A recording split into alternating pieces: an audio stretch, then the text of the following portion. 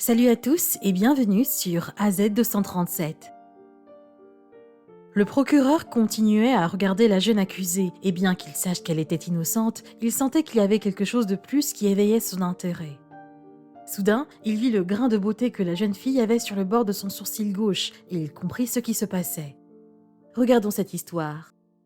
Mais avant de commencer, j'aimerais vous rappeler qu'après avoir regardé cette vidéo, vous pouvez faire un tour sur notre chaîne pour découvrir de nombreuses histoires à la fois incroyables, intéressantes et émouvantes. Et n'oubliez pas de vous abonner à la chaîne et d'activer la cloche de notification si vous êtes nouveau parmi nous. Laura et Christopher étaient les enfants d'un couple d'ingénieurs mariés qui menaient une vie de classe supérieure.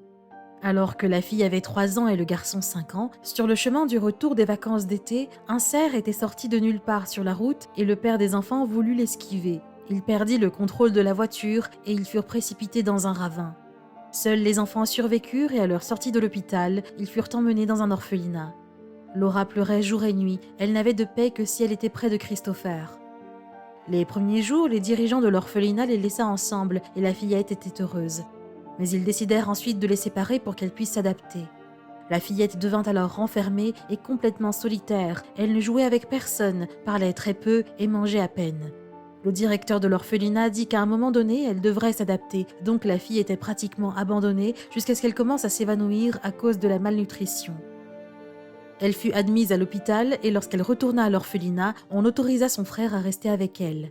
Son état s'améliora beaucoup en compagnie de Christopher, mais une famille souhaitait adopter le garçon, car leur fils unique était récemment décédé et ils trouvaient que Christopher lui ressemblait beaucoup physiquement. 1 mois plus tard, le couple emmena le garçon pour passer le week-end avec eux. Il leur demanda s'il pouvait emmener sa sœur, mais ils refusèrent. Christopher dit qu'il ne voulait aller nulle part sans elle, mais le couple l'emmena presque de force. 6 mois plus tard, il était légalement leur fils, mais ils dirent au directeur de l'orphelinat qu'il n'avait pas d'argent pour adopter sa sœur. Christopher ne voulait pas quitter l'orphelinat et Laura pleurait derrière lui. Il supplia qu'on ne les sépare pas, mais tout cela était inutile car l'adoption était consommée.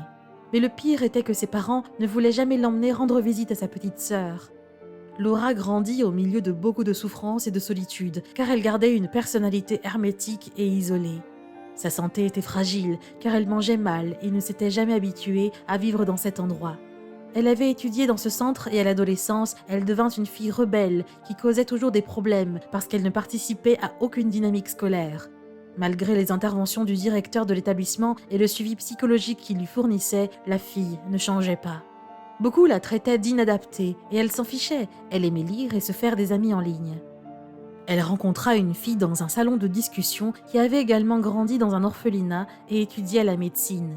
Laura commença à cultiver une belle amitié pour la première fois de sa vie avec cette fille, qui lui dit un jour que si elle voulait quitter l'internat, elle devrait le faire et aller vivre dans son appartement, car là au moins, elle aurait un toit et un peu de liberté.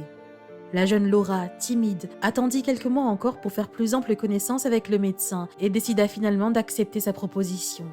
Comme elle était majeure, le directeur ne pouvait absolument rien faire pour la retenir et elle s'en alla donc. Au début, elle aidait le docteur juste à faire le ménage, mais ensuite, elle lui demanda de lui trouver un emploi et elle fut engagée à l'hôpital pour le nettoyage. Laura était toujours introvertie et très calme, ce n'est qu'avec le docteur qu'elle était plus éloquente, donc au travail, elle avait très peu de contact avec les autres employés. Un après-midi, alors qu'elle quittait le travail, elle trébucha près de l'arrêt de bus et un beau garçon l'aida à se relever.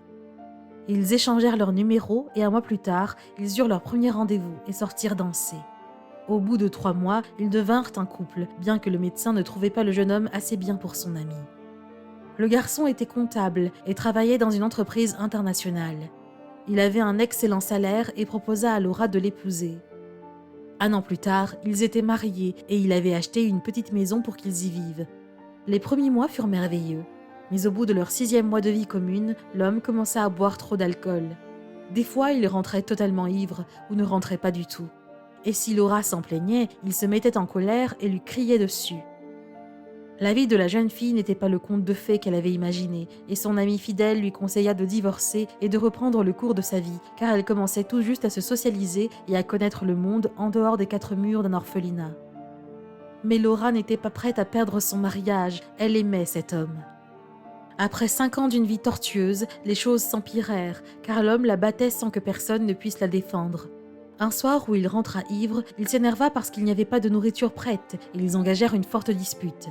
L'homme l'agressa et faillit l'étrangler, alors elle le poussa pour se dégager. Malheureusement, l'homme, en raison de son état d'ébriété avancé, tomba en arrière et sa tête heurta violemment le coin de la table de la salle à manger, ce qui le tua instantanément.